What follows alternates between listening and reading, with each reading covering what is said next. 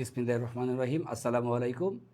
সুপ্রিয় এইচএসসি 26 এবং 27 ব্যাচের শিক্ষার্থীরা, কমার্সের স্টুডেন্ট যারা, তাদের জন্য আমাদের প্রতিদিনকার আয়োজন এইচএসসির গ্রুপ সাবজেক্টগুলোর উপরে টপ 20 সাজেশান ভিত্তিক ক্লাস, যেখানে আমরা হচ্ছে কমার্সের যে গ্রুপ সাবজেক্টগুলো রয়েছে, যেমন আজকে হচ্ছে আমাদের অ্যাকাউন্টিং বিষয়ের ক্লাস। অ্যাকাউন্টিং সেকেন্ড পেপারের অত্যন্ত গুরুত্বপূর্ণ একটা অধ্যায়, যেখান থেকে আপনি অবশ্যই সৃজনশীল প্রশ্ন এবং এমসিকিউ উত্তর করবেন। সেটা হচ্ছে অনুপাত বিশ্লেষণ।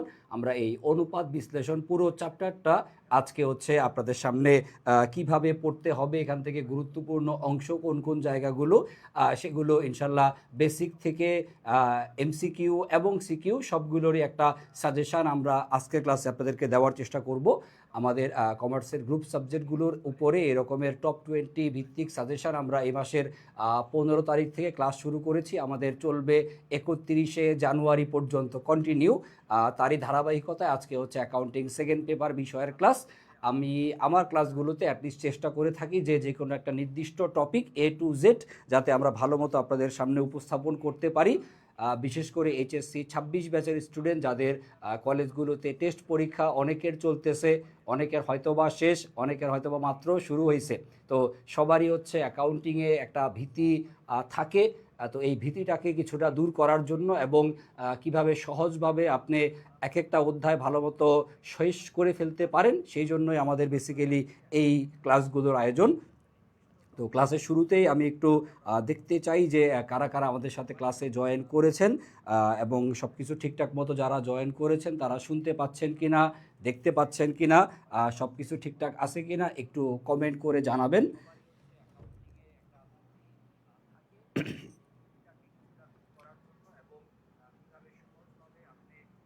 যদি সব কিছু ঠিকঠাক থেকে থাকে তাহলে আমরা সরাসরি আমাদের ক্লাস স্টার্ট করব। আমাদের আজকের ক্লাসে আমরা খুবই গুরুত্বপূর্ণ টপিক আর্থিক বিবরণী বিশ্লেষণ বা যেটাকে আমরা অনুপাত বিশ্লেষণ এই নামে অভিহিত করি, এই টপিকটা ইনশাল্লাহ আমরা একদম শুরু থেকে আলোচনা দেখব। শুরুতে হচ্ছে অ্যাকাউন্টিং সেকেন্ড পেপারের এই টপিকটার একটু বেসিক ধারণা আমরা নিয়ে নিতে চাই। আমাদের আজকের ক্লাসের শুরুতেই আর্থিক বিবরণী বিশ্লেষণ বা অনুপাত বিশ্লেষণ বিষয়টা কি, এখান থেকে কোন কোন জায়গাগুলো মনোযোগ সহকারে আপনাকে দেখা উচিত, আপনাকে অবশ্যই পড়া উচিত, সেগুলোই আমরা আপনাদের সাথে শেয়ার করব। এবং যারা যারা জয়েন করবেন ক্লাসে একটু কষ্ট করে ফ্রেন্ডদের মাঝে তো শেয়ার করবেনই, পাশাপাশি আপনাদের বন্ধুবান্ধব যদি থেকে থাকে যারা হচ্ছে লেখাপড়া থেকে কিছুটা দূরে, তাদেরকে একটু কষ্ট করে ডেকে নিয়ে আসেন। এই ফ্রি ক্লাসগুলো হচ্ছে জাস্ট আপনাদেরকে একটু হেল্প করার জন্যই।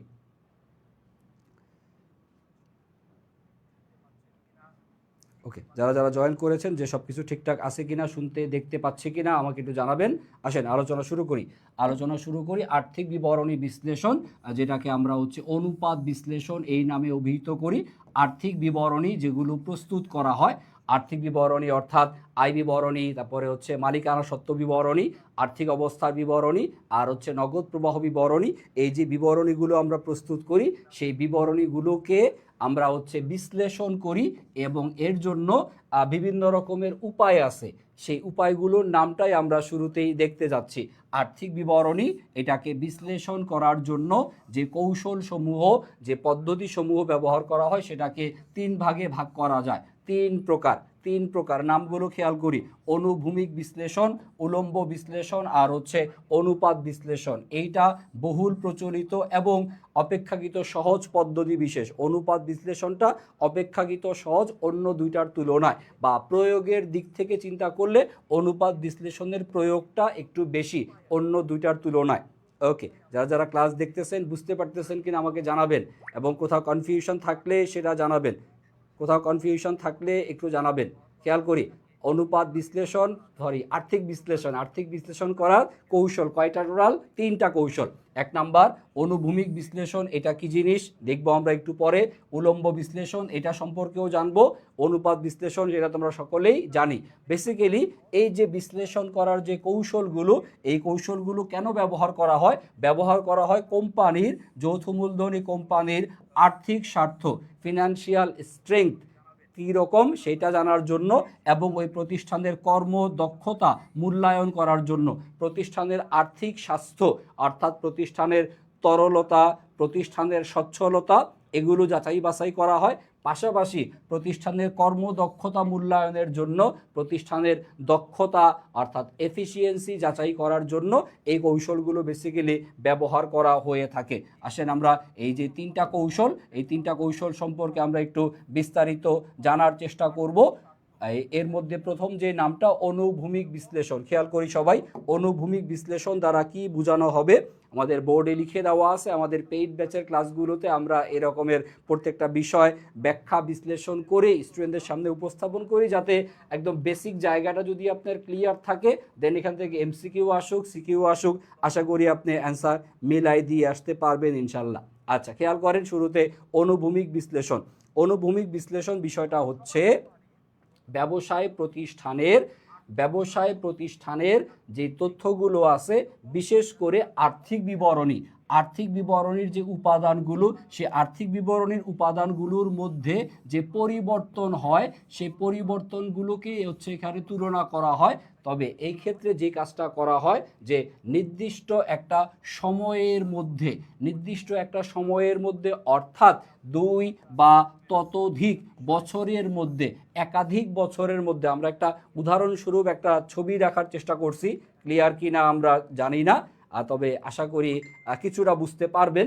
এখানে হচ্ছে 2017 সালের কিছু তথ্য দেওয়া আছে, তার সাথে আমরা তুলনা করতেছি 2016 সালের এই তথ্যগুলো।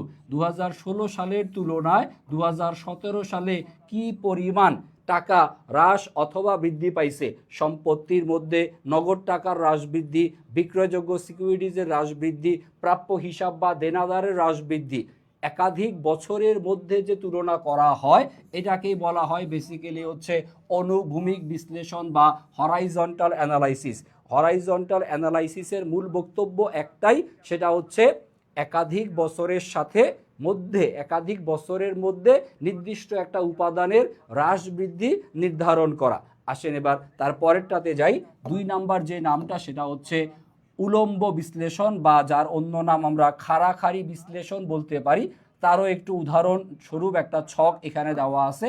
উলম্ব বিশ্লেষণ ইংরেজিতে বলে হচ্ছে ভার্টিক্যাল অ্যানালাইসিস। উলম্ব বিশ্লেষণ এর অন্য বাংলা নাম খাড়াখাড়ি বিশ্লেষণ বলা যেতে পারে, অথবা আপনি বলতে পারেন এটাকে লম্বালম্বী বিশ্লেষণ, এরকম বিভিন্ন নাম দেওয়া থাকতে পারে। লম্বালম্বী বিশ্লেষণ বা খাড়া বিশ্লেষণ এর মানে হচ্ছে যে কোনো একটা নির্দিষ্ট বছরেই একটা নির্দিষ্ট সময়ের, এখানে একাধিক বছরের কথা বলা হচ্ছে না, নির্দিষ্ট একটা বছরের কথাই বলা হচ্ছে। যেমন এখানে যে উদাহরণটা দেওয়া আছে, ধরলাম এটা 2017 সালের তথ্য। 2017 সালের তথ্যটাকেই এখানে নির্দিষ্ট একটা উপাদানকে ভিত্তি ধরে তার উপরে অন্যটার হ্রাস বৃদ্ধি নির্ধারণ করা হয়। যেমন এখানে বলে দেওয়া আছে মোট সম্পদ অথবা মোট বিক্রয়, এর মধ্যে যে কোনো একটাকে আপনি ভিত্তি হিসেবে ধরবেন, বেস হিসেবে ধরবেন। কাকে ভিত্তি ধরবো? যেমন যখন আপনি ব্যালেন্স শিট, আর্থিক অবস্থার বিবরণী বা উদ্বৃত্তপত্রের উপাদান সমূহের উলম্ব বিশ্লেষণ করবেন, তখন আপনি মোট সম্পত্তিকে ভিত্তি ধরবেন। তাহলে আর্থিক অবস্থার বিবরণীর ক্ষেত্রে আমরা মোট সম্পত্তির উপর ভিত্তি করে অন্য উপাদানের হ্রাস বৃদ্ধি বের করব। যেমন আমাদের প্রতিষ্ঠানের মোট সম্পত্তি, আমি উদাহরণস্বরূপ লিখে নিলাম, মোট সম্পত্তির পরিমাণ লিখলাম 10 লক্ষ টাকা। এবার এই মোট সম্পত্তি এর কত শতাংশ, কত পার্সেন্টেজ চলতি সম্পত্তি হবে এবং মোট সম্পত্তির কত শতাংশ স্থায়ী সম্পত্তি হিসেবে আছে, এইটা আমরা নির্ধারণ করি যে পদ্ধতিতে, সেটাই হচ্ছে উলম্ব বিশ্লেষণ। তাহলে উদ্বৃত্তপত্রের ক্ষেত্রে ভিত্তি হিসেবে ধরা হয় কাকে? মোট সম্পত্তিকে। আর যখন আপনি ইনকাম স্টেটমেন্ট অর্থাৎ আয় বিবরণীটাকে যখন ভিত্তি হিসেবে ধরবেন, আয় বিবরণীর ক্ষেত্রে আমরা ভিত্তি হিসেবে যাকে নির্বাচন করব সেটা হচ্ছে মোট বিক্রয়।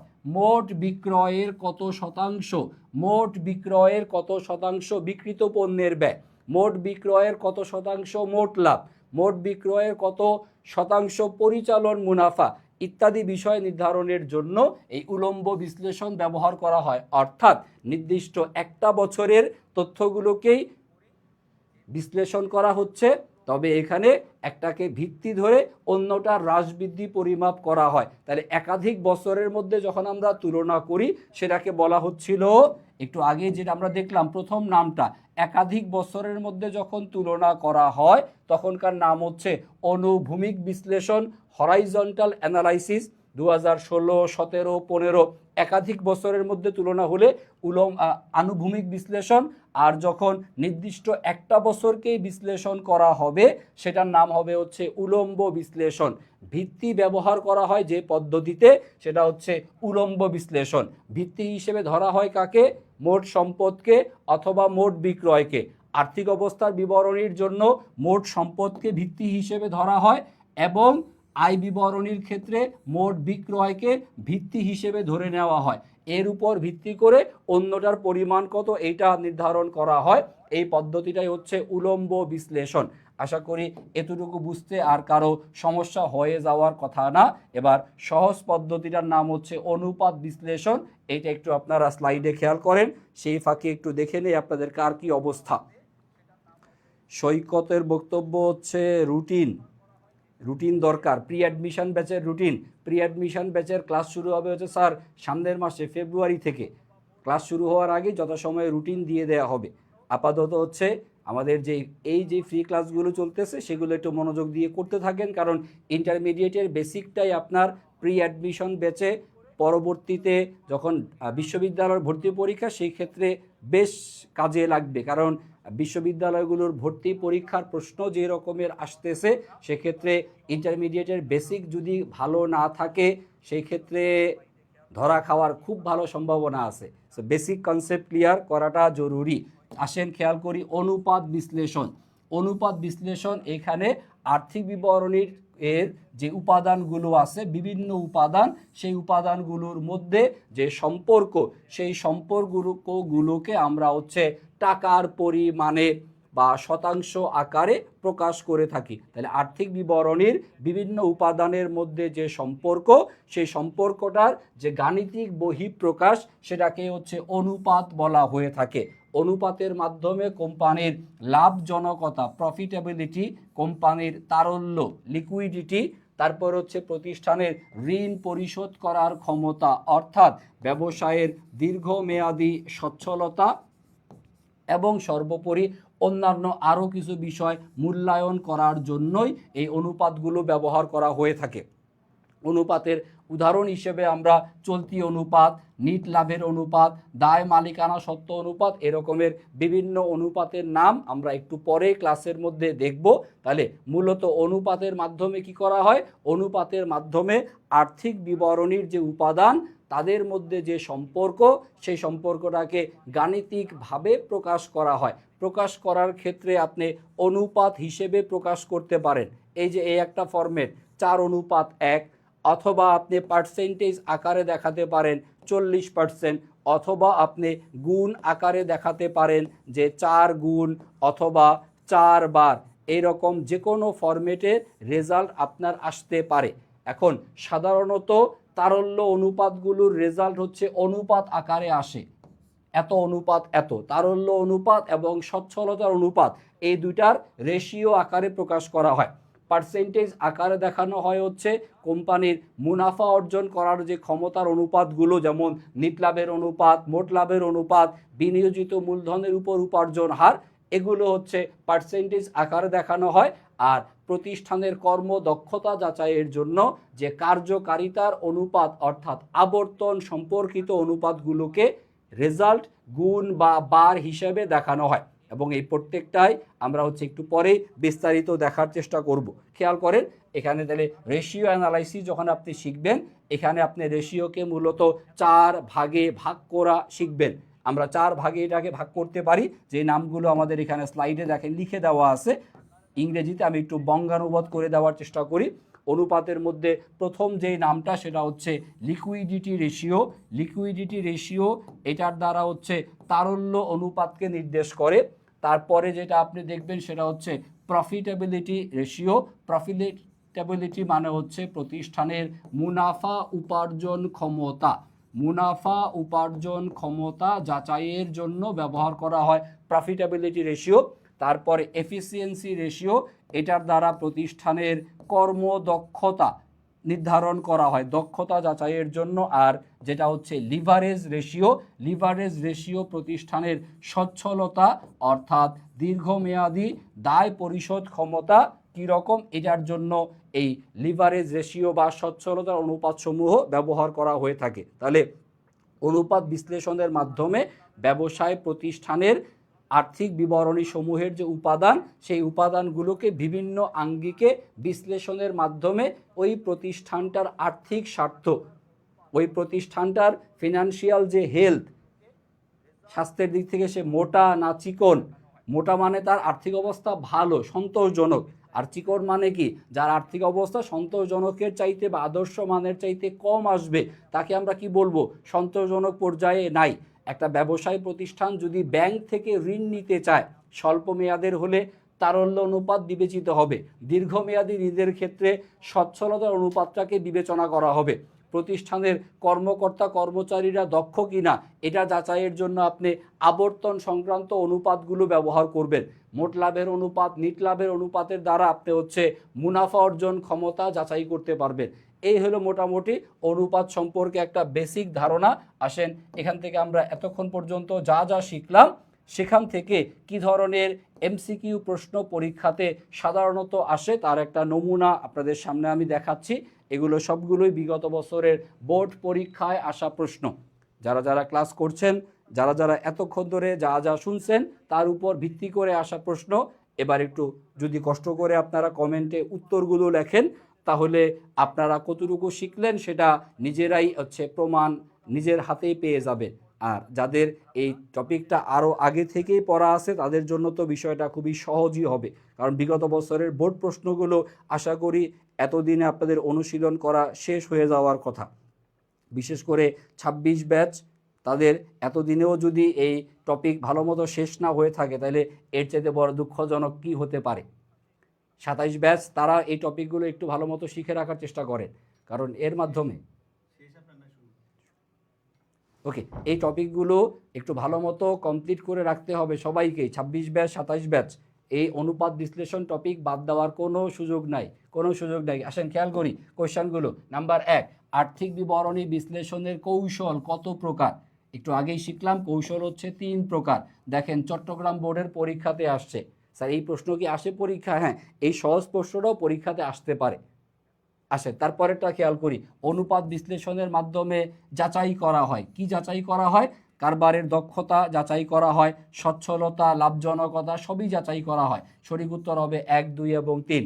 তারপরে দুইটা সংখ্যার মধ্যে যে বিদ্যমান সম্পর্ক সেটাকে গাণিতিকভাবে যখন আপনি প্রকাশ করেন সেটাকে বলা হবে হচ্ছে অনুপাত বিশ্লেষণ। অনুপাত বিশ্লেষণ। আসেন পরবর্তী প্রশ্নগুলো খেয়াল করি, একদম বেসিক জায়গা থেকে আসা এই প্রশ্নগুলো, যাতে আপনি মোটামুটি অনুপাত সম্পর্কে একটা ধারণা যাতে ইজিলি নিয়ে রাখতে পারেন। একটা টপিক পড়ার পর ওই টপিকটা থেকে যে বিগত বছরের বোর্ড প্রশ্নগুলো, এইটা যদি আপনি এমসিকিউ আকারে ওই টপিক রিলেটেড যদি ভালো মতো বুঝে পড়েন, টপিকটা যেমন ক্লিয়ার হচ্ছে, এমসিকিউ পড়া হয়ে যাচ্ছে, বেসিক ফাউন্ডেশন তত বেশি মজবুত হবে। আর এইচএসসি ২৬ ব্যাচের ভাইয়ারা আপুরা যারা এই মজবুত ফাউন্ডেশন নিয়ে সামনের দিনগুলোতে এগিয়ে থাকতে চান, তাদের জন্য আমাদের আইএডুকেশনের পক্ষ থেকে হচ্ছে pre admission batch. Pre admission batch, এই প্রি অ্যাডমিশন ব্যাচটা হচ্ছে বেসিক্যালি কমার্সের স্টুডেন্ট এইচএসসি ২৬ ব্যাচ, যারা এই এইচএসসি ২৬ ব্যাচকে উদ্দেশ্য করে আমাদের হচ্ছে প্রি অ্যাডমিশন ব্যাচ। কমার্সের স্টুডেন্ট যারা হচ্ছে ইন্টারমিডিয়েটের ভালো রেজাল্টের পাশাপাশি পরবর্তীতে আপনার বিশ্ববিদ্যালয় ভর্তি প্রস্তুতিতে নিজেকে এগিয়ে রাখতে চান অন্যদের তুলনায়, তাদের জন্য এই ব্যাচ। তবে এই ব্যাচটা অবশ্যই ইন্টারমিডিয়েটে যাদের বেসিক ক্লিয়ার আছে শুধু তারাই হচ্ছে এটার জন্য একটু চিন্তাভাবনা করেন। ঢালাওভাবে সবাই এখানে চলে আসাটা বুদ্ধিমানের মতো কাজ হবে না। যাদের স্বপ্ন, যাদের লক্ষ্য যে আমরা ইন্টারমিডিয়েটে A+ নিশ্চিতের পাশাপাশি ঢাকা বিশ্ববিদ্যালয় বা জগন্নাথ বা জাহাঙ্গীরনগর বা রাজশাহী বিশ্ববিদ্যালয়ে আমরা এই বিবিএর একটা সাবজেক্টে প্রথম সারির সাবজেক্ট পেতে চাই তাদের জন্য এই প্রি অ্যাডমিশন ব্যাচ, যেখানে প্রি অ্যাডমিশন অর্থাৎ ইন্টারমিডিয়েটের পরীক্ষা বোর্ড ফাইনাল শুরু হওয়ার আগে অ্যাডমিশনের যে টপিকগুলো রিলেটেড ইন্টারমিডিয়েটের সাথে সেগুলোর উপরে আমাদের কিছু বেসিক ক্লাস থাকবে, যেমন বাংলা, ইংরেজি, অ্যাকাউন্টিং, ম্যানেজমেন্ট, পাশাপাশি মার্কেটিং, ফিনান্স, এই সবগুলো সাবজেক্টের জন্য লাইভ ক্লাস থাকবে। টোটাল লাইভ ক্লাসের সংখ্যা হচ্ছে 33টা। এই 33টা ক্লাস আপনার ইন্টারমিডিয়েট বোর্ড ফাইনাল শুরু হওয়ার আগেই আমরা কমপ্লিট করব, যেখানে ইন্টারমিডিয়েটের সিলেবাসের সাথে সামঞ্জস্যপূর্ণ, পাশাপাশি অ্যাডমিশন টেস্টের জন্য খুবই গুরুত্বপূর্ণ। যেমন আজকে যে টপিকটা পড়ছি আমরা, অনুপাত বিশ্লেষণ।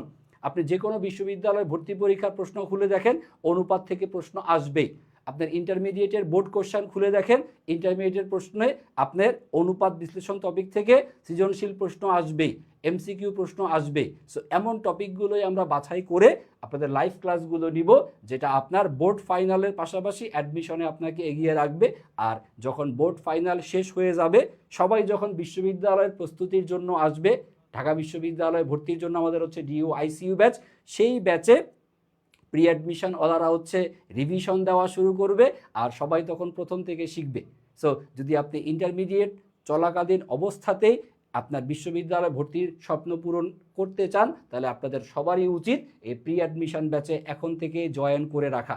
এই প্রি অ্যাডমিশন ব্যাচে এইচএসসির প্রস্তুতি এবং অ্যাডমিশনের প্রস্তুতি সমান তালেই চলবে, এবং ফেব্রুয়ারি মাসের মাঝামাঝি থেকে ইনশাল্লাহ আমাদের এই ব্যাচের লাইভ ক্লাস শুরু হবে। সো যারা যারা একটু সিদ্ধান্ত নিতে চাই যে না, আমরা শুধু ইন্টারমিডিয়েট না, ভবিষ্যৎকেও ভালো রাখতে চাই, সুনিশ্চিত করতে চাই, তারা এই অ্যাডমিশন ব্যাচে চলে আসবেন। কোর্স ফি এর পরিমাণটা খুব বেশি না। এখন যদি আপনি ভর্তি হন, মাত্র ৩,৯৯৯ টাকা দিয়ে আপনি ভর্তি হইতে পারেন।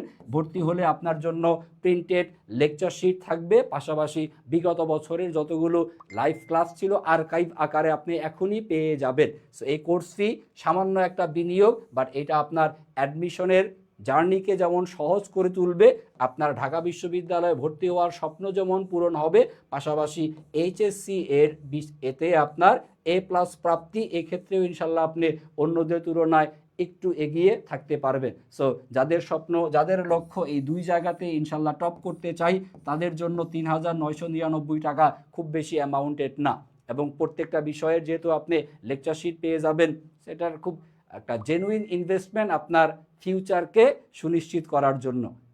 সবাই সিদ্ধান্ত নিয়ে দ্রুত আশা করি ভর্তি হয়ে যাবেন। আসেন, এই প্রি অ্যাডমিশন ব্যাচের মধ্যে আমরা যা যা শিখবো তার একটা নমুনা আমরা কিন্তু আজকের ক্লাসে মোটামুটি পেয়েই যাচ্ছি। ওকে, আসেন খেয়াল করি আমাদের আজকের আলোচ্য সূচির মধ্যে গুরুত্বপূর্ণ অংশ যেটা ছিল আমাদের তারল্য অনুপাত, সেটার মধ্যে কি কি বিষয় থাকবে সেটা আমরা দেখার চেষ্টা করি। অনুপাত বিশ্লেষণের মধ্যে প্রথম নাম যেটা তারল্য অনুপাত। তারল্য অনুপাত বেসিক্যালি প্রতিষ্ঠানের স্বল্প মেয়াদি বা চলতি দায়ের পরিশোধ ক্ষমতা যাচাইয়ের জন্য ব্যবহার করা হয়।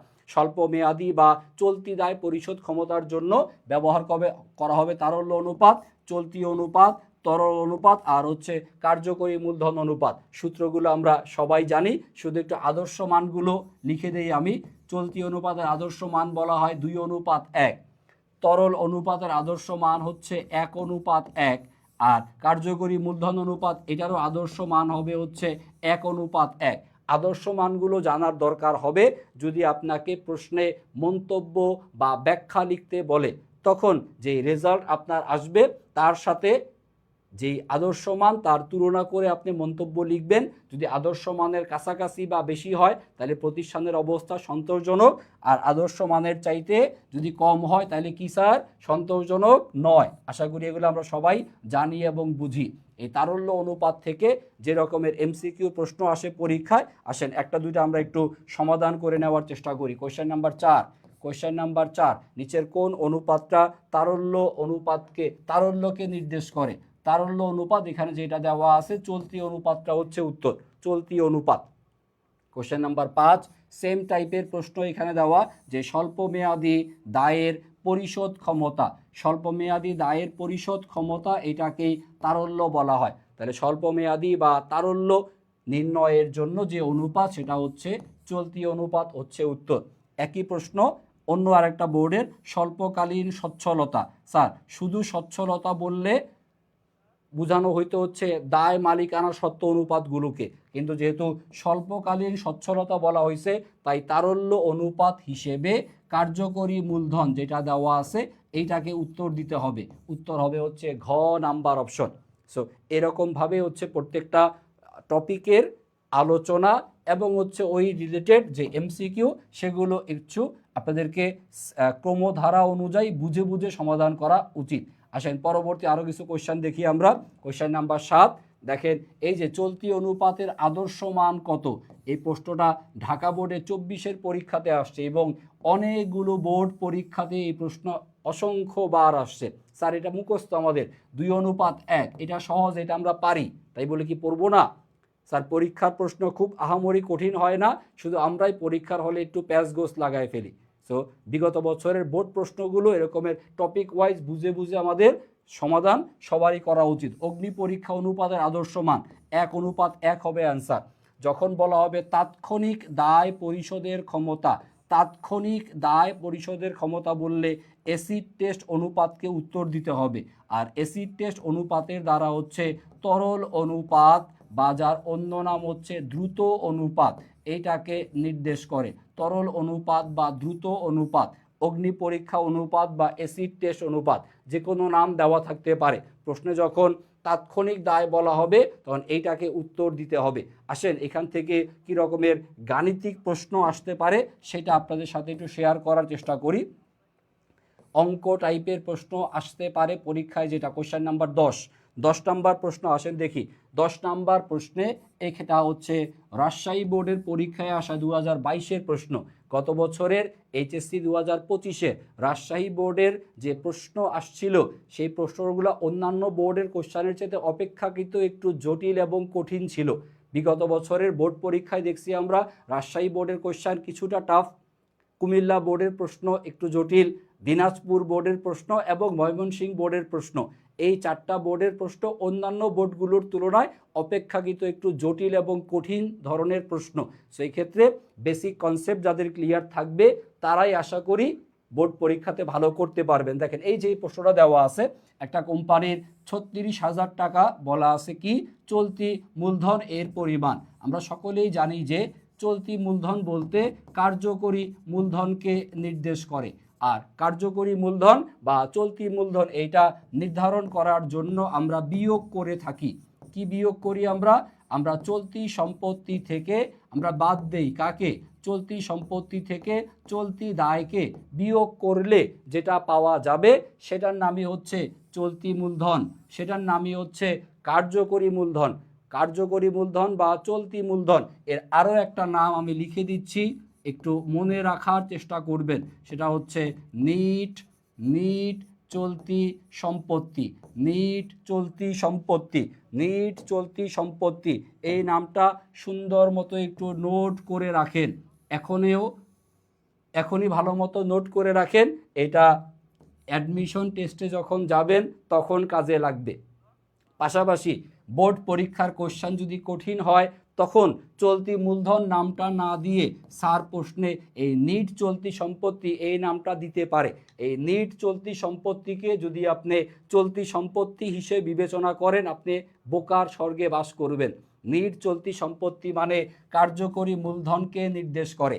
তাহলে নিট চলতি সম্পত্তি বা কার্যকরী মূলধন নির্ধারণ করার সূত্র কি, চলতি সম্পত্তি মাইনাস চলতি দায়। প্রশ্নে চলতি অনুপাতের মান দেওয়া আছে 5:2, এখানে চলতি সম্পত্তি এর পরিমাণ হবে হচ্ছে 5 এবং 2 হচ্ছে চলতি দায় এর অনুপাতের মান 5:2। তাহলে আপনি একটা কাজ করেন, চলতি সম্পত্তি 5 মাইনাস চলতি দায় 2, 5 থেকে 2 বিয়োগ করেন, 5 থেকে 2 বিয়োগ করলে আপনি পেয়ে যাবেন চলতি মূলধন বা কার্যকরী মূলধন এর অনুপাতের মান। তাহলে চলতি বা কার্যকরী মূলধন এর অনুপাতের মান হচ্ছে কত, অনুপাতের মান হবে হচ্ছে 3, যেটা আমরা বিয়োগের মাধ্যমে পাইছি। সেক্ষেত্রে এবার আমরা সমাধান যখন করব, আমাদের টাকা দেওয়া আছে চলতি মূলধনের টাকা 36,000 এবং এই চলতি মূলধনের অনুপাতের মান যেটা আমরা বের করলাম মানটা হচ্ছে 3 দ্বারা ভাগ এবং গুণ করবেন প্রশ্নে যেই মানটা বের করতে বলা হবে। প্রশ্নের লাস্টে দেওয়া আছে দেখেন প্রশ্নে বের করতে বলা হচ্ছে চলতি দায়ের পরিমাণ কত। কিসের পরিমাণ চাচ্ছি? চলতি দায়ের পরিমাণ। সো চলতি দায়ের অনুপাতের মান কত ছিল? 2। চলতি দায়ের অনুপাতের মান 2, তো এটাকে আপনি এবার 2 দ্বারা গুণ করেন। যদি প্রশ্নে আপনাকে চলতি সম্পত্তির পরিমাণটা বের করতে বলা হতো তখন আপনি 5 দ্বারা গুণ করতেন। যেটা বের করতে হবে সেটার মান দ্বারা গুণ করব। প্রশ্নে চলতি দায় বের করতে বলা হয়েছে, তাই আমরা চলতি দায়ের মান অর্থাৎ 2 দ্বারা গুণ করলেই অঙ্কের অ্যান্সার চলে আসবে। 3 দ্বারা 36,000কে ভাগ করলে হচ্ছে 12,000, 12,000কে 2 দ্বারা গুণ করলে উত্তর হবে হচ্ছে 24,000 টাকা। দেওয়া আছে গ নাম্বার অপশনে, সঠিক উত্তর হচ্ছে 24,000 টাকা। দেখেন মনোযোগ সহকারে এই প্রশ্নটা আপনার পক্ষে বোঝা সম্ভব হয়েছে কিনা। যারা যারা ক্লাস দেখছেন একটু আমাকে জানাবেন যে এই কোশ্চেনটা বুঝতে কারো কোথাও কোনো সমস্যা আছে কিনা, ক্লিয়ার হয়েছে কিনা সবার কাছে এটা। এবং এই ধরনের প্রশ্নগুলোই আপনার ইন্টারমিডিয়েটের পাশাপাশি অ্যাডমিশন টেস্টের জন্য বেশ গুরুত্বপূর্ণ ধরনের প্রশ্ন। এই রকম প্রশ্নই বেশি করে পরীক্ষাতে সাধারণত এসে থাকে। যদি এ পর্যন্ত বুঝে থাকি তাহলে আসেন আমরা এবার পরবর্তী টপিকে যাই। আর আপনাদের প্র্যাকটিস করার জন্য এই ধরনের আরও কিছু কোয়েশ্চেন আমাদের এখানে দেওয়া আছে। পেইড ব্যাচের স্টুডেন্টদের জন্য পিডিএফ অলরেডি আপনাদের গুগল ড্রাইভে দেওয়া। আর যদি পেইড ব্যাচের বাইরের কেউ এই পিডিএফটা নিতে চান, যে অনুপাত বিশ্লেষণ প্র্যাকটিস করবেন, বেসিক শিখবেন, এমসিকিউ শিখবেন, সৃজনশীল অংশের সাজেশান লাগবে, সৃজনশীলের জন্য অঙ্ক লাগবে, এই পিডিএফটা নিয়ে দেখতে পারেন এডুকেশনের পেজে।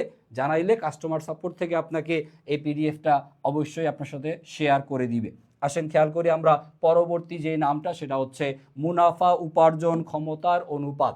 মুনাফা বা লাভ উপার্জন ক্ষমতার অনুপাত সমূহ। মুনাফা উপার্জন ক্ষমতা অনুপাত হচ্ছে মোট লাভের অনুপাত, নিট লাভের অনুপাত, পরিচালন মুনাফা এর অনুপাত। আসেন এবার পরবর্তী স্লাইডে যাই আরও একটা অনুপাতের নাম দেখি, যেটা হচ্ছে মোস্ট ইম্পর্টেন্ট নাম, সেটা হচ্ছে নাম্বার 6 বিনিয়োজিত মূলধন। বিনিয়োজিত মূলধন এর উপর উপার্জন হার। বিনিয়োজিত মূলধনের উপর উপার্জন হার, এইটা আপনার ইন্টারমিডিয়েটের জন্য একদম 3 স্টার দেওয়া একটা অনুপাতের নাম। এখান থেকে প্রশ্ন আসবেই, যে বোর্ডের হন না কেন এইটা আপনাকে ভালো মতো শিখতেই হবে, কারণ বিনিয়োজিত মূলধন এখান থেকে প্রশ্ন আসবেই। এটা ভালো মতো জানা থাকাটা সবার জন্যই জরুরি, হয় আপনার 2 নাম্বার মানে ক্ষয়ের জন্য অথবা গয়ের জন্য। 4 নাম্বারের উত্তর করতে হলে এই বিনিয়োজিত মূলধন এইটা ভালো মতো শিখে রাখাটা জরুরি, যার সূত্র হচ্ছে সুদ ও কর পরবর্তী। সুদ এবং কর দেওয়ার পরের যে নিট লাভ সেই পরিমাণটাকে আমরা বিনিয়োজিত মূলধন দ্বারা ভাগ করব, আর রেজাল্ট বের করার জন্য পার্সেন্টেজ ফরম্যাটে 100 দ্বারা গুণ করলেই হয়ে যাবে। খেয়াল করেন বিনিয়োজিত মূলধন বের করার সূত্র। বিনিয়োজিত মূলধন বের করার জন্য আমরা মোট সম্পত্তি থেকে আমরা চলতি দায়ের পরিমাণকে বিয়োগ করে দিব। মোট সম্পদ থেকে বাদ যাবে চলতি দায়। তবে একটা জিনিস খেয়াল রাখতে হবে, মোট সম্পদ থেকে ভুয়া সম্পদ অর্থাৎ অলিক সম্পদ যেটা, এই বিষয়টা কিন্তু বাদ দিতে হবে। ভুয়া সম্পদ বা অলিক সম্পদ এখানে বাদ চলে যাবে। আর পরীক্ষার হলে আপনি এই জায়গাটাতেই ভুল করার সমূহ সম্ভাবনা আছে, যে প্রশ্নের মধ্যে ভুয়া সম্পদ কোনটা এটা যদি আপনি চিনতে না পারেন। যারা যারা জানেন খুব ভালো, তারা একবার রিভিশন দেন আমার সাথে। যাদের এখনও এখানে কনফিউশন আছে তারা চাইলে খাতার মধ্যে লিখে রাখতে পারেন ভুয়া বা অলিক সম্পত্তি কোনগুলো। ভুয়া বা অলিক সম্পত্তির মধ্যে আসতে পারে হচ্ছে শুরুতে শেয়ার অবহার দেওয়া থাকতে পারে প্রশ্নে, শেয়ার অবহার দেওয়া থাকতে পারে প্রশ্নে, প্রাথমিক খরচ এইটা। তারপরে প্রশ্নে দেওয়া থাকতে পারে হচ্ছে অবলেখকের কমিশন। সাধারণত এই নামগুলোই আপনার এই বিনিয়োগ সংক্রান্ত যে প্রশ্ন, বিনিয়োজিত মূলধনের উপার্জন হার, এই ক্ষেত্রে এই নামগুলোই বেশি পরীক্ষার মধ্যে আসতে দেখা যায়, বেশি এই নামগুলো দেওয়া থাকে। আরেকটা জায়গা মনে রাখবেন, সেটা হচ্ছে বিজ্ঞাপন খরচ। আরও একটা নাম চাইলে লিখে রাখতে পারি, সেটা হচ্ছে শেয়ার ইস্যু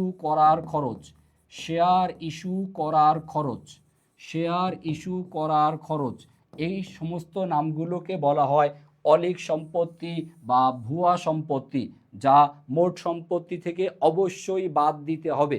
বিনিয়োজিত মূলধনের উপর উপার্জন হার বের করার সময় মোট সম্পত্তি থেকে এই সম্পত্তিগুলো, ভুয়া সম্পত্তিগুলোকে কি করবেন, বিয়োগ করে দিবেন অথবা বাদ দিয়ে দিবেন।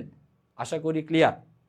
অন্য আরেকটা সূত্রে খেয়াল করেন, অন্য আরেকটা সূত্র এখানে বলা আছে যে মালিকানা তহবিল এর সাথে যোগ করতে হবে কাকে, দীর্ঘমেয়াদী দায়কে। এখানেও খেয়াল করি, এই মালিকানা তহবিলের মধ্যে আসে শেয়ার মূলধন, মালিকানা তহবিলের মধ্যে সঞ্চিতি উদ্বৃত্ত থাকে। দীর্ঘমেয়াদী ঋণের মধ্যে কি দেওয়া থাকতে পারে, দীর্ঘমেয়াদী ঋণ হিসেবে প্রশ্নে থাকতে পারে ঋণপত্র, প্রশ্নে দেওয়া থাকতে পারে হচ্ছে বন্ধকি ঋণ, ঋণপত্র বা বন্ধকি ঋণ, এগুলাকে বলা হয় দীর্ঘমেয়াদী ঋণ। এখান থেকেও কিন্তু ভুয়া সম্পত্তির পরিমাণকে বাদ দিতে হবে, তাহলে আপনার বিনিয়োজিত মূলধন এইটা আসবে। আশা করি এটা বুঝতে আর কারো সমস্যা থাকার কথা না। আর সুদ ও কর পরবর্তী নিটলাভ নির্ধারণের সময় কর পূর্ব নিটলাভ যেটা প্রশ্নে দেওয়া থাকে সেখান থেকে নতুন আয়কর সঞ্চিতি এবং সুদের খরচ এটাকে বিয়োগ করতে হয়। সাধারণত এই জায়গাটায় খুব একটা ঝামেলা থাকে না, ঝামেলায় পড়বেন আপনি এই বিনিয়োজিত মূলধন নির্ণয়ের অঙ্ক করতে গেলেই। ইনশাল্লাহ আজকের ক্লাসে আমরা একটু পরেই এইখান থেকে সৃজনশীল প্রশ্ন দেখব, যেখানে আমরা বিনিয়োজিত মূলধন কিভাবে নির্ধারণ করতে হয় সেই সম্পর্কে একটু ধারণা আমরা আশা করি সবাই নিতে পারবো। সো সূত্রটা সবার আগে মনে রাখাটা জরুরি। আসেন পরবর্তী অনুপাতের নামগুলো দেখি। এখানে আরও কিছু এমসিকিউ দেওয়া আছে, সেগুলো আপনারা আশা করি নিজেরা সমাধান করে নিতে পারবেন। আমি এখানে সময় ব্যয় না করে আমি সরাসরি অঙ্কে চলে যেতে চাই। তার আগে আমরা আরও কয়েকটা অনুপাতের নাম শুধু একবার চোখ বুলায় নেই। সচ্ছলতার অনুপাত সমূহ, সচ্ছলতার মধ্যে হচ্ছে দায় মালিকানা অনুপাত, এইটা বেশি ইম্পর্টেন্ট। এই দায় মালিকানা অনুপাত এইটা প্রায়ই পরীক্ষাতে আসে। পাশাপাশি মূলধন গিয়ারিং অনুপাত এইটাও গুরুত্বপূর্ণ। মূলধন গিয়ারিং অনুপাতের সূত্র, স্থির খরচযুক্ত তহবিল এটাকে সাধারণ শেয়ারের মালিকানা তহবিল দ্বারা ভাগ করতে হয়। আর স্থির খরচযুক্ত তহবিল বলতে ঋণপত্র, যার উপর সুদ দেওয়া আপনার জন্য বাধ্যতামূলক, দীর্ঘমেয়াদী ঋণ, দীর্ঘমেয়াদী ঋণ এর উপর আপনার সুদ দেওয়া বাধ্যতামূলক। অগ্রাধিকার শেয়ার, যার উপর আপনি লভ্যাংশ দিতে বাধ্য। তাহলে যে সমস্ত তহবিলগুলোর উপরে প্রতিষ্ঠানের স্থির খরচ থাকবে, যেমন ঋণপত্রের সুদ খরচ, দীর্ঘমেয়াদী ঋণের সুদ খরচ, অগ্রাধিকার শেয়ারের লভ্যাংশ, মুনাফার বন্টন, তাহলে যে সমস্ত তহবিলের উপর মুনাফার বন্টন করা বাধ্যতামূলক, যে সমস্ত তহবিলের জন্য সুদ খরচ করা বাধ্যতামূলক, সেগুলাকে স্থির খরচযুক্ত তহবিল বলা হয়ে থাকে। যার অন্তর্ভুক্ত হচ্ছে ঋণপত্র, দীর্ঘমেয়াদী ঋণ যেমন বন্ধকি ঋণ দেওয়া থাকতে পারে প্রশ্নে, এবং অগ্রাধিকার শেয়ার। এই তিনটার উপরে হচ্ছে স্থির খরচযুক্ত তহবিল, এই তিনটার সমষ্টিকে বলা হয়। আশা করি মূলধন গিয়ারিং অনুপাতের সূত্রটা যদি আপনি বুঝে থাকেন, মনে রাখতে পারেন, এইটাও পরীক্ষার জন্য খুব গুরুত্বপূর্ণ, মূলধন গিয়ারিং অনুপাত। আর হচ্ছে দায় মালিকানা অনুপাত, এই দুইটা প্রায়ই পরীক্ষাতে এসে থাকে। আসেন সর্বশেষ অনুপাতের নাম আমরা দেখব, সেটা হচ্ছে এখানেও ওই টপিকের মানে সচ্ছলতার টপিকের কিছু এমসিকিউ। আর সবার লাস্টে যে অনুপাতের নামটা আমরা দেখব সেটা হচ্ছে দক্ষতা যাচাইয়ের অনুপাত। এই দক্ষতা যাচাইয়ের অনুপাতগুলো খেয়াল করেন। প্রথমটা মজুদ আবর্তন কতবার হয় বছরে সেটা নির্ধারণ করার জন্য বিক্রিত পণ্যের ব্যয় ডিভাইডেড বাই গড় মজুদ। আরেকটা হচ্ছে দেনাদার আবর্তন অনুপাত, যেখানে ধারে বিক্রয়ের টাকাকে গড় দেনাদার দ্বারা ভাগ করে নেওয়া হবে। এই মজুদ আবর্তন এবং দেনাদার আবর্তন, এই দুইটা আবর্তনের অনুপাত আপনার পরীক্ষার জন্য খুবই গুরুত্বপূর্ণ। এছাড়াও আরও কয়েকটা অনুপাতের নাম দেওয়া আছে, এগুলো অত বেশি ইম্পর্টেন্ট না, আমাদের দেওয়া আছে পিডিএফে, চাইলে আপনারা একটু রিডিং পড়ে রাখতে পারেন। সো আবর্তনজনিত যে অনুপাতগুলো, আবর্তনজনিত অনুপাতগুলোর মাধ্যমে বেসিক্যালি ব্যবসায় প্রতিষ্ঠানের দক্ষতা যাচাই করা হয়ে থাকে। আসেন এখান থেকে একটা কোশ্চেন আমরা সমাধান করি। কোশ্চেন নাম্বার 24 নাম্বার এমসিকিউটা আমরা সমাধান করি। তারপরে আমরা সৃজনশীল প্রশ্ন দেখব, তাহলে মোটামুটি আমাদের ক্লাস শেষের দিকে চলে আসবে। খেয়াল করেন এখানে মজুদ আবর্তন কত এইটা নির্ণয় করতে বলা আছে। মজুদ আবর্তন নির্ণয়ের জন্য আমরা জানি মজুদ আবর্তন নির্ণয়ের সূত্র একটু আগেই আমরা পড়লাম। বিক্রিত পণ্যের ব্যয় এই পরিমাণটা আপনি আগে নির্ধারণ করবেন এবং এই পরিমাণকে ভাগ করবেন কি দ্বারা, গড় মজুদ এই পরিমাণ দ্বারা। শুরুতেই দেখেন প্রারম্ভিক মজুদ এর পরিমাণ প্রশ্নে বলা আছে 40,000 টাকা। প্রশ্নে সমাপনী মজুদ এর পরিমাণ দেওয়া আছে 10,000 টাকা। সো প্রারম্ভিক মজুদ পণ্য 40,000 টাকা, এর সাথে সমাপনী মজুদ পণ্য 10,000 টাকা, এই দুটাকে যোগ করে এর যোগফলকে 2 দ্বারা ভাগ করলে আমরা আমাদের গড় মজুদ এর পরিমাণ কত সেটা নির্ধারণ করে ফেলতে পারবো। খেয়াল করি 40,000 প্রারম্ভিক মজুদ এবং সমাপনী মজুদ 10,000, 50,000 টাকা হয় যোগফল। 2 দ্বারা ভাগ করলে গড় মজুদের পরিমাণটা হবে হচ্ছে 25,000। গড় মজুদের পরিমাণ 25,000 নির্ণয় করে নিলাম। প্রশ্নে বিক্রয়ের পরিমাণ দেওয়া আছে 3 লক্ষ টাকা এবং মুনাফার পরিমাণটা বলছে ক্রয় মূল্যের উপর 20%। ক্রয় মূল্যের উপর মুনাফার পরিমাণ দেওয়া। এই ক্ষেত্রে আমরা যেটা করব, ক্রয় মূল্যের উপর মুনাফার পরিমাণ দেওয়া, তাই আমরা ক্রয় মূল্যের পরিমাণ লিখব হচ্ছে 100 আর ক্রয় মূল্যের উপরে মুনাফার পরিমাণ ছিল 20%, মানে 20, মুনাফার পরিমাণ হচ্ছে 20, যোগ করি ক্রয় মূল্য আর মুনাফা যোগ করলে আমরা ঐকিক নিয়ম অনুযায়ী এখানে সাজায় ফেলতে পারবো। বিক্রয় মূল্যের পরিমাণ 120, যে মূল্যের উপর মুনাফা, ক্রয় মূল্যের উপর মুনাফা, তাই ক্রয় মূল্যকে 100 ধরবেন, ক্রয় মূল্যের সাথে মুনাফা যোগ করলে বিক্রয় মূল্য আসবে। এবার প্রশ্নে বিক্রয়ের মান দেওয়া আছে। সো বিক্রয়ের যে মান, বিক্রয়ের মান 3 লক্ষ, এটাকে ভাগ করব বিক্রয়ের যে আমরা অনুপাতের পার্সেন্টেজের মান সেটা দ্বারা। পার্সেন্টেজের মানটা কত এখানে 120, এটা দ্বারা ভাগ, এবং যেটা আমাদের এখন বের করার দরকার বিক্রিত পণ্যের ব্যয়। আমরা ক্রয় মূল্যকেই বিক্রিত পণ্যের ব্যয় হিসেবে চিন্তা করে থাকি। সো ক্রয় মূল্যের মান কত 100, দ্যাট মিন্স বিক্রিত পণ্যের ব্যয় নির্ণয়ের জন্য আপনি 100 দ্বারা গুণ করে নেবেন। তাহলে এই ক্যালকুলেশনটুকু করলে আমরা পেয়ে যাব আমাদের বিক্রিত পণ্যের ব্যয়। দেখেন এই জায়গাটা আপনাদের বুঝতে অসুবিধা হচ্ছে কি না, এখানে একটু মনোযোগ দেওয়া দরকার। এটা আপনি চাইলে অন্যভাবেও করতে পারতেন। ক্রয় মূল্যের উপর মুনাফা যদি 20% হয়, তাহলে বিক্রয় মূল্যের উপর সেটা কত 16.67%। তাহলে বিক্রয় মূল্যের সাথে বিক্রয়ের পার্সেন্টেজ গুণ করে মোট লাভ, তারপরে বিয়োগ করে বিক্রিত পণ্যের ব্যয়, এইভাবেও করা যায়। অথবা আমি যে ফরম্যাটটা দেখাইছি এইটাও চাইলে আপনি ব্যবহার করতে পারেন। এই ক্ষেত্রে নিয়ম হচ্ছে যেই মূল্যের উপর মুনাফা সেই মূল্য 100, ক্রয় মূল্যের উপর হইলে ক্রয় মূল্য 100, ক্রয় মূল্যের সাথে মুনাফা হবে যোগ। তবে বিক্রয় মূল্য থাকলে বিক্রয় মূল্য থেকে মুনাফা বিয়োগ হয়, বিক্রয় মূল্য থেকে মুনাফা বাদ যাবে আর ক্রয় মূল্যের সাথে স্যার হবে হচ্ছে যোগ। সো যেটার মান দেওয়া আছে সেটাকে ভাগ করবেন, আর যেটা বের করতে চাই সেটা দিয়ে আমরা করব হচ্ছে গুণ। ক্যালকুলেশন করি, এখানে আমাদের মান কত আসে খেয়াল করি। এখানে ক্যালকুলেশন করলে মান হবে 2,50,000 টাকা। 2,50,000 টাকা, এটা হবে বিক্রিত পণ্যের ব্যয় এর পরিমাণ।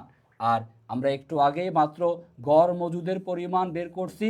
গড় মজুদ ছিল হচ্ছে এই যে 25,000 টাকা। তাহলে 2,50,000কে 25,000 দ্বারা যদি আমরা ভাগ করি, আমাদের মান আসবে হচ্ছে বছরে 10 বার। সঠিক উত্তর খ নাম্বার অপশনে দেওয়া আছে 10 বার। এভাবেই আপনাকে হচ্ছে মজুদ আবর্তন এইটা নির্ধারণ করা শিখতে হবে। এবং এই প্রশ্নটাই একটু আপনার সৃজনশীল প্রশ্নে একটু ঘুরায় পেঁচায়া দেওয়া থাকতে পারে, বাট বেসিক্যালি ফরম্যাটটা এইরকম। দেখেন ক্লিয়ার হয়েছেন কিনা সবার কাছে? মজুদ আবর্তন বুঝতে আর কারো সমস্যা আছে কিনা? ওকে, তাহলে আমরা শেষ করলাম মজুদ আবর্তন। এবার আসেন এইখান থেকে কি ধরনের সৃজনশীল প্রশ্ন পরীক্ষাতে আসতে পারে। এইচএসসি 26 ব্যাচের যখন বোর্ড ফাইনাল পরীক্ষা, এইচএসসি 26 ব্যাচ খুব মনোযোগ দিয়ে খেয়াল করে দেখেন, এই ধরনের প্রশ্ন বোর্ডে যা লিখে দেওয়া আছে এই প্যাটার্নের প্রশ্ন আপনার পরীক্ষাতে আসতে পারে। খেয়াল করেন এখানে ঢাকা বোর্ড 2024-এর একটা সৃজনশীল প্রশ্ন আপনাদের প্র্যাকটিসের জন্য, বুঝার জন্য এখানে দেওয়া আছে। এই ধরনের প্রশ্ন আগে মনোযোগ দিয়ে রেওয়া মিলের তথ্যগুলো আপনাকে পড়ে নিতে হবে। দেন কি বের করতে বলা হয়েছে সেটা খেয়াল করব আমরা। দেখেন, মোহন লিমিটেড 2023 31শে ডিসেম্বর। সবার আগে আর্থিক বিবরণীর তারিখটা জেনে রাখবেন, কারণ সুদের পার্সেন্টেজ যদি দেওয়া থাকে তখন তারিখ বিবেচনায় রাখতে হবে। প্রশ্নে শেয়ার মূলধন দেওয়া আছে, সাধারণ সঞ্চিতি দেওয়া আছে, সংরক্ষিত আয় দেওয়া আছে।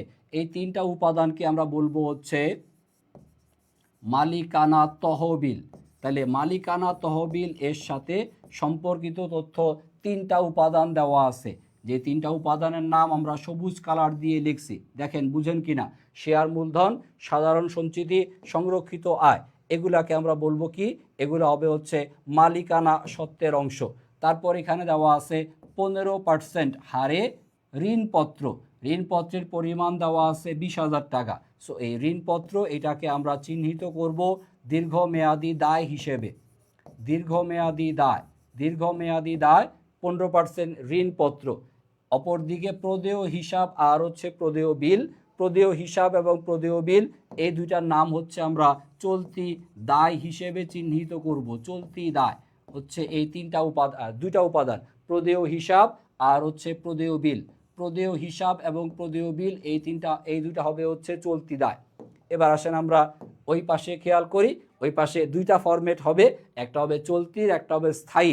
তবে অলিক সম্পত্তি দেওয়া থাকলে সেইটা সবার আগে আমরা আলাদা করে মার্কিং করব। দেখেন এখানে আসবাবপত্রের পরিমাণ বলা আছে 25,000, মেশিনের পরিমাণ বলা আছে 15,000 টাকা। এই দুইটাকে আমরা বলবো স্থায়ী সম্পত্তি।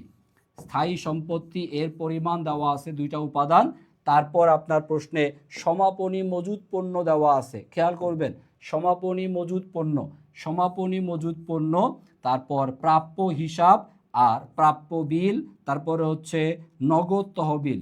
এই কয়টা উপাদান, এই চারটা উপাদানকে আমরা চলতি সম্পত্তি হিসেবে বিবেচনায় রাখব। তবে চলতি সম্পত্তির মধ্যে সমাপনী মজুদ পণ্য এর উপরে স্টার চিহ্ন দিয়ে রাখবো, কারণ সমাপনী মজুদ পণ্য চলতি সম্পত্তি হলেও তড়িৎ সম্পত্তি বিবেচনায় সমাপনী মজুদ বা অগ্রিম খরচ এটা আসে না। আর যেই বিষয়টা আপনার প্রশ্নের জন্য খুবই গুরুত্বপূর্ণ এবং কনফিউজিং, ঝামেলায় পড়তে পারেন আপনি পরীক্ষায়, সেটার নাম লাল কলম দিয়ে লিখে দিলাম, শেয়ার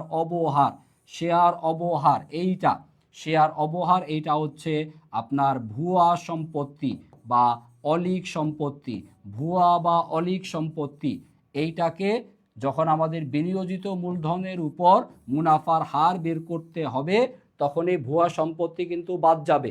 শেয়ার অবহারের পরিমাণ 10,000 টাকা, ভুয়া সম্পত্তি এটাকে বাদ দিতে হবে। এই প্রশ্নগুলো পড়ার পর দেখে নিই প্রশ্নে কি বের করতে হবে। ক নাম্বারে আপনাকে বের করতে বলছে চলতি মূলধনের অনুপাত। খ নাম্বার প্রশ্নের জন্য চলতি অনুপাত আর তড়িৎ অনুপাত। আর গ নাম্বার প্রশ্নে আপনাকে বিনিয়োজিত মূলধনের পরিমাণ নির্ণয় করতে হবে আর বের করবেন দায় মালিকানার অনুপাত। মূলত এই চারটা বিষয় আপনাকে বের করতে হবে এবং এই চারটা কিভাবে সমাধান করতে হয় সূত্র যদি আপনার পড়া থাকে তাহলে আপনি খুব সহজেই সমাধান করে ফেলতে পারবেন। এবং এই ধরনের প্রশ্নগুলো কিভাবে পরীক্ষার হলে গিয়ে আপনাকে উত্তর করে আসতে হবে তার একটা নমুনা আমাদের এখানে সমাধান করে দেওয়া আছে। জাস্ট এই ফরম্যাটটা আপনি ফলো করেন, পরীক্ষার খাতায় এইভাবে আপনি সুন্দর মতো লিখে দিয়ে আসবেন। অনেকেই যে কাজটা করি যে আমরা চলতি মূলধন অনুপাত নির্ণয় করতে হবে, তো চলতি মূলধন অনুপাতের যেটা সূত্র এইটাই অনেকে শুরুতে লিখতে চাই না, অলসতা করি কি কারণে? খালি টাকার অ্যামাউন্ট বসাবো আর উত্তর লিখবো, টাকার অ্যামাউন্ট লিখবো, উত্তর লিখবো। এখানে চলতি মূলধন কিভাবে আসছে, চলতি সম্পত্তির মধ্যে কোনটা, চলতি দায়ের মধ্যে কোনটা, এরকমের প্রত্যেকটা জিনিসের নাম লেখা এবং প্রত্যেকটা জিনিসের টাকার অ্যামাউন্ট বসায়ে তারা আলাদা করে যোগফল বের করা, এই কাজটা আমরা অনেকে করতে চাই না। আর এই কাজটা না করার কারণে পরীক্ষাতে আপনি ঠিকমতোই উত্তর মিলাই দিয়ে আসছেন, 10-এর মধ্যে 10 অনেকে পাই না, 10-এর মধ্যে 8 পাই, 10-এর মধ্যে 9 পাই। 1 নাম্বার 2 নাম্বার টিচাররা কেটে রাখে কখন? যখন আপনি এই সূত্রগুলো ঠিকমতো না লিখবেন। শুধু আপনি অঙ্কগুলো লিখে দিয়ে আসলেই আপনার অঙ্কের অ্যান্সার হচ্ছে, কিন্তু ফুল মার্কস প্রাপ্তির ক্ষেত্রে এই ফরম্যাটটা ফলো করা উচিত। সূত্রটা লেখা, চলতি সম্পত্তির উপাদানগুলোর নাম, দায়ের উপাদানগুলোর নাম। হ্যাঁ, এইটা পরীক্ষার খাতায় লিখতে সময় লাগতে পারে স্যার। সময় কি আপনার কাছে কম আছে? আপনি পরীক্ষার হলে 3 ঘন্টা পরীক্ষা দিবেন, 3 ঘন্টার পরীক্ষা, যার মধ্যে আধা ঘন্টা চলে যাচ্ছে আপনার এমসিকিউ নিয়ে, আর বাকি যেই 2.5 ঘন্টা সময়, এই 2.5 ঘন্টার সময় আপনি প্রপার ইউটিলাইজ যদি করেন, তাহলেই আপনি অ্যাকাউন্টিং সেকেন্ড পেপারে A+ পাওয়ার আশা করতে পারেন। সো এগুলো লিখতে সময় লাগে, প্র্যাকটিস করেন। যত বেশি বাসায় খাতার মধ্যে লিখে লিখে প্র্যাকটিস করবেন, তত আপনার এরকমের লেখার অভ্যাস তৈরি হবে। বাসায় আমরা অঙ্ক করার সময় শর্টকাটে করি, শর্টকাটে করছেন, কিন্তু যখন আপনি মডেল টেস্ট পরীক্ষাগুলো দিবেন, তখন অবশ্যই এরকমভাবে লেখার অভ্যাস করবেন। নতুবা কিন্তু পরীক্ষার খাতা 1 নাম্বার 2 নাম্বারের জন্য A+ মিস হয়ে যেতে পারে। এখন আর আগের জমানা নাই যে আপনি 77 বা 78 পাইছেন, ধাক্কা দিয়ে আপনাকে 1-2 নাম্বার বাড়িয়ে আপনাকে 80 বানাই দিল। এই সুযোগটা কিন্তু আস্তে আস্তে কমে আসতেছে। গ্রেস মার্কিং পাবেন না কিন্তু এইচএসসির ব্যাচ, গ্রেস মার্কিংয়ের আশা করাটা বোকামি হবে।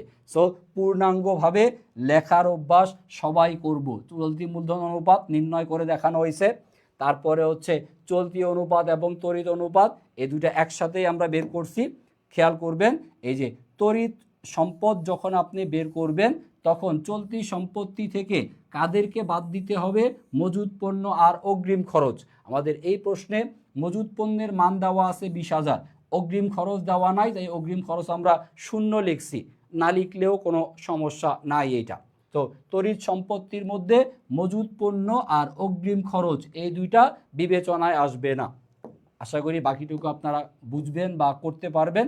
আর সবার লাস্টে বিনিয়োজিত মূলধন, এই জায়গাটা একটু মনোযোগ দিয়ে খেয়াল করেন। বিনিয়োজিত মূলধন আমরা যেভাবে নির্ণয় করছি, বিনিয়োজিত মূলধনের ক্ষেত্রে শেয়ার মূলধন, সাধারণ সঞ্চিতি, সংরক্ষিত আয়, এই যে 3টা উপাদান, এই 3টা উপাদান হচ্ছে মালিকানা তহবিল। মালিকানা তহবিলের মধ্যে এই 3টা উপাদান। 15% ঋণপত্র, এটা হচ্ছে দীর্ঘমেয়াদী দায়। 15% ঋণপত্র, এটা দেওয়া আছে হচ্ছে দীর্ঘমেয়াদী দায়। আর এখান থেকে যেটাকে বিয়োগ করা হচ্ছে, বেশ গুরুত্বপূর্ণ, বেশ গুরুত্বপূর্ণ, বেশ গুরুত্বপূর্ণ। এটাই পরীক্ষার হলে আপনি ঝামেলায় মানে পড়বেন, বা আপনি এই ভুলটাই পরীক্ষার হলে করবেন হয়তো বা। শেয়ার অবহার, শেয়ার অবহারটাকে কেন বাদ দিচ্ছি আমরা? কারণ শেয়ার অবহারটা হচ্ছে অলিক সম্পদ বা ভুয়া সম্পদ। অলিক বা ভুয়া সম্পদকে বাদ দিতে হবে বিনিয়োজিত মূলধন বের করার সময়। সো বিনিয়োজিত মূলধনের পরিমাণ 60,000 টাকা, আর দায় মালিকানা অনুপাতে উপরে হচ্ছে মোট দায়ের পরিমাণ, আর মালিকানা তহবিল আসবে হচ্ছে নিচে। সো এইভাবে আমরা হচ্ছে বিনিয়োজিত মূলধন অনুপাত আর হচ্ছে দায় মালিকানা অনুপাত এভাবে আমরা নির্ণয় করে ফেলতে পারবো। সো এই ছিল মোটামুটি আমাদের ঢাকা বোর্ড 2024-এর পরীক্ষায় আসা কোশ্চেনটার সমাধান। এই রকমের প্রশ্নগুলোই আপনাদের সবার পরীক্ষার জন্য বেশ ইম্পর্টেন্ট, এবং শেষ মুহূর্তে দেখাই দিতে চাই আপনাদের যে এই টপিকটা থেকে, আর্থিক বিবরণী বিশ্লেষণ থেকে সৃজনশীল প্রশ্ন কোনগুলো আপনি বেশ গুরুত্ব সহকারে করবেন। আপনারা সবাই জানেন যে বোর্ড পরীক্ষার কোশ্চেন করতে হবে আপনাকে, কিন্তু বোর্ড পরীক্ষার কোন প্রশ্নগুলো করবেন, সবগুলো প্রশ্ন আপনার জন্য ইম্পর্টেন্ট না। আপনার জন্য ইম্পর্টেন্ট যেগুলো, সেগুলো একটু সাজেশন আমরা এখানে দিয়ে রাখছি। আপনারা চাইলে বোর্ড কোশ্চেনগুলো খুলে এই যেই নামগুলো দেওয়া আছে, এই অনুপাতগুলো সবাই একটু গুরুত্ব সহকারে করতে পারেন। চলতি অনুপাত, তড়িৎ অনুপাত, কার্যকরী মূলধন অনুপাত, এই 3টা প্রায়ই পরীক্ষাতে আসে। প্রশ্নে বিক্রিত পণ্যের ব্যয়, এইটা নির্ণয় করা আসতে পারে। মজুদ আবর্তন এবং প্রাপ্য হিসাব আবর্তন অনুপাত, এই দুইটা গুরুত্বপূর্ণ। তারপর মোট লাভের অনুপাত এবং নিট লাভের অনুপাত, এটা নির্ণয় করা, এবং বিনিয়োজিত মূলধনের আবর্তন অনুপাত অথবা বিনিয়োজিত মূলধনের হার নির্ণয় করা, বা বিনিয়োজিত মূলধনের টাকার পরিমাণ বের করা আসতে পারে পরীক্ষায়। আর হচ্ছে দায় মালিকানা অনুপাত, আর সবার লাস্টের জন্য মূলধন গিয়ারিং অনুপাত। এই যে কয়টা নাম আমি আন্ডারলাইন করে রাখছি, অথবা এখানে মোট 11টা পয়েন্ট দেওয়া আছে, এই পয়েন্টগুলোর যেই অনুপাতের নামগুলো, সেগুলোর সূত্র, প্রত্যেকটার আদর্শ মান এবং প্রত্যেকটা সম্পর্কিত একটা দুইটা করে বিগত বছরের প্রশ্ন যদি আপনি সমাধান করে রাখতে পারেন, তাহলে ইনশাল্লাহ এই আর্থিক বিবরণী বিশ্লেষণ টপিক থেকে আপনি সিকিউ অংশে একটা কোশ্চেন এবং এমসিকিউ অংশে কমপক্ষে 2 থেকে 3টা প্রশ্ন আপনি পাবেন এবং খুব সুন্দর মতো আপনি অ্যান্সারগুলো লিখে দিয়ে আসতে পারবেন। সো সিকিউ অংশের জন্য এই জায়গাগুলো একটু ভালো মতো ফলো করেন। 2024-এর বোর্ডের কোশ্চান অথবা 2022-এর বোর্ড কোশ্চান, ইভেন চাইলে আপনি 2025-এর যে লাস্ট পরীক্ষাটা হয়ে গেল সেগুলাও ফলো করতে পারেন। তবে টেস্ট পেপার যখন টেস্ট পরীক্ষার পরে বের হবে তখন 25-এর কোশ্চানগুলো আপনারা প্র্যাকটিস করে নিতে পারেন বা দেখে নিতে পারেন। আপাতত 24 এবং 22-এর বোর্ড প্রশ্নগুলো আপনারা এই নামগুলো অনুযায়ী একটু সমাধান করবেন, তাহলে আশা করি এই টপিকটা সুন্দর মতো আমাদের A to Z ফিনিশ হয়ে যাবে। সো আজকের ক্লাসে আমরা হচ্ছে এই আর্থিক বিবরণী বিশ্লেষণ বা অনুপাত বিশ্লেষণ এই টপিকটা A to Z ইনশাল্লাহ আপনাদেরকে শেষ করাই দেওয়ার চেষ্টা করলাম। কতটুকু আপনাদের বোধগম্য হয়েছে সেটা আপনারাই ভালো জানবেন। তবে যদি এরকমের আরও ক্লাস করতে চান বা ক্লাস পেতে চান, প্রতিদিনই নিয়মিত সন্ধ্যা 7টার সময় আমাদের এই এডুকেশন পেজে, কমার্স পেজে চোখ রাখবেন। নিয়মিত 31শে ডিসেম্বর পর্যন্ত এই ক্লাসগুলো চলবে, যেখানে আপনাদের কমার্সের গ্রুপ সাবজেক্টের যে কোনো একটা টপিক নিয়ে A to Z বিশ্লেষণ করা হবে। আর এই ক্লাসগুলো আশা করি পিছিয়ে পড়া স্টুডেন্ট যারা আছেন তাদের জন্য বেশ উপকারে লাগবে। এবং যদি আপনার বেসিক ক্লিয়ার করতে চান, এখন থেকেই HSC 26 আপনারা কামব্যাক 2.0 এই কোর্সে এখনও জয়েন চাইলে করতে পারেন। কিছু ক্লাস অলরেডি হয়ে আছে, সেগুলো আপনাকে নিজে আর্কাইভ ক্লাস থেকে দেখে নিতে হবে। যদিও আপনার কোশ্চেন সলভ করার জন্য ডাউট সমাধানের ক্লাস থাকবে। আর HSC 27 ব্যাচের জন্য মিশন A+ ব্যাচের ক্লাস চলছে, চাইলে আপনারা এখন থেকে জয়েন করে আগের ক্লাসগুলো করে অন্যদের তুলনায় আশা করি একটু এগিয়ে থাকতে পারবেন। সো HSC 26 এবং 27 ব্যাচ আপনাদের সবার উজ্জ্বল ভবিষ্যৎ কামনা করে ক্লাস এখানে শেষ করতেছি। সবাই ভালো থাকবেন, সুস্থ থাকবেন। আল্লাহ হাফেজ।